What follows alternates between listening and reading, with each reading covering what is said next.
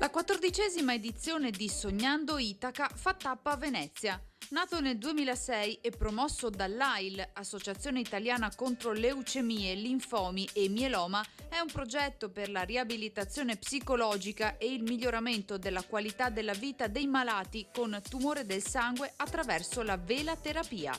Abbiamo creato questo progetto che è nato casualmente vedendo che faceva bene a un malato ematologico che era anche velista. Dice: quando vado in barca io sto bene. E lì abbiamo invertito i ruoli, cioè sulla barca c'è l'equipe con medico, infermiera, psicologa, skipper, volontari, ma al timone mettiamo il malato. Al contrario di quello che succede in ospedale, dove il malato deve obbedire a tutto lo staff sanitario.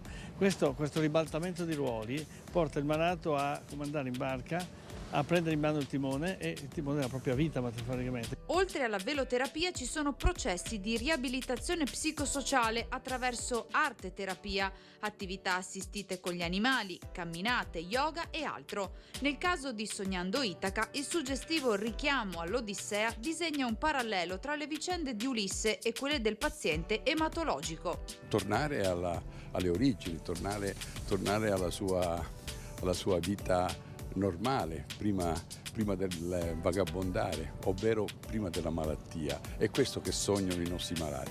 Ecco, la veloterapia in questo aiuta il paziente, assieme anche ad altre attività, la musicoterapia, il teatro, tante altre attività che via via stanno sorgendo, aiuta a riaffrontare la vita, a prendere delle decisioni, a ritornare a una vita da sano. L'iniziativa si inserisce tra le attività che l'AIL e le sue 83 sezioni provinciali organizzano in occasione della Giornata Nazionale per la lotta contro leucemie, linfomi e mieloma del 21 giugno e più in generale tra le attività dell'associazione. E facciamo tante cose, tra cui l'assistenza ai pazienti, naturalmente, sostegno alle famiglie, sostegni finanziari, sostegni psicologici, i trasporti ai luoghi di cura, le case AIL gratuite per chi si deve curare in città lontane dalla propria e poi finanziamenti alla ricerca, perché questa ricerca, malattie terribili ma curabili, ogni anno